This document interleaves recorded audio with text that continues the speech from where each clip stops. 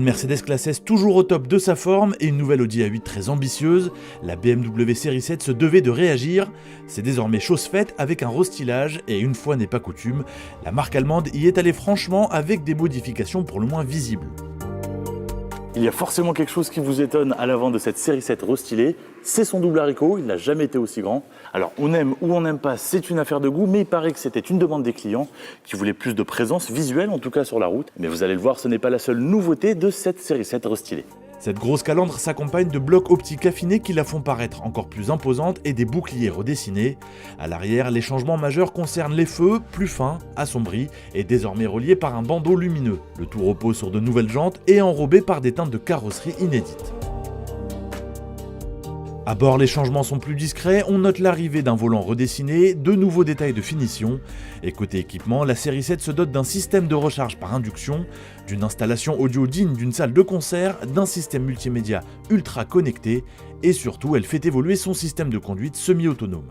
Je m'explique, habituellement, avec ce genre de système, quand on est dans les bouchons au bout de quelques secondes, il faut redonner un coup de gaz pour que la voiture reparte. Sauf qu'ici, avec ce petit boîtier qui se trouve dans le tableau de bord, la voiture est capable d'analyser le regard du conducteur. Et si effectivement il regarde devant, elle peut repartir toute seule, même après plusieurs minutes d'arrêt.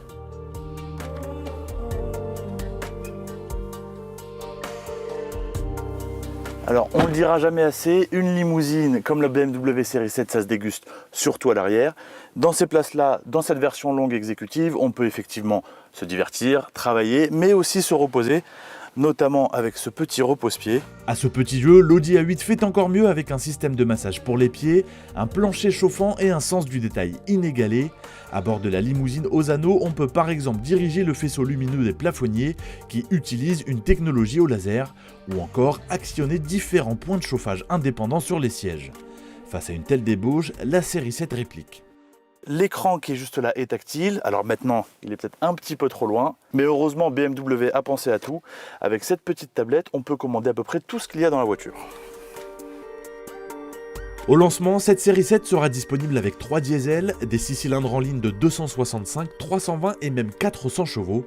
Et côté essence, les V8 de 530 et V12 de 585 chevaux seront accompagnés d'une nouvelle variante hybride rechargeable, la 745E, également disponible en version longue et 4 roues motrices, promet le meilleur des deux mondes, des performances de sportive grâce à ses 395 chevaux et des consommations basses avec ses 55 km d'autonomie en tout électrique, une promesse qu'on ne manquera pas de vérifier prochainement.